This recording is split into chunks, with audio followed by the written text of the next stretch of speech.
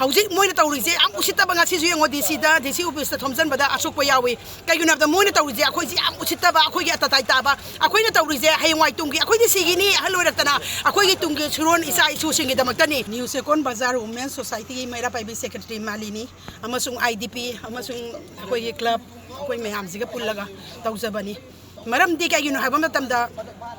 akhoi NRC satinga da akhoi success ki sumai tor ko je yam nungai te kaiguna bada maram di kaiguna bada hausi su ating ba laila na moina sidai sida pungo phonek se laga moina success ki sumai tawna ba tawbo je maram di hausi moina tawri je am usita banga si ju ngodi sida desi office thomjan bada asuk pa yawi kaiguna bada moina tawri je akhoi ji am usita ba akhoi gi atatai ta ba akhoi na tawri je hayngwai tungi akhoi di sigini haloiraktana akhoi gi tungi suron isa isu singi damaktani maram di moina hausi tawri je lan gi baton tor pa kawi hausi ikoi koi civil war tar kani ana paliba sarkar sinasu maram di akoina tawriba singje masada maram di khangbiyu aduna da noigi da ju ngasai saruk thongoi haiba leite aduna wakan khara khangbiyu tamu kham cha nang ju ne wakan khara khangbiyu maram di tamu kham chang ge ju nang ge ju isa isu mayam leirini aduna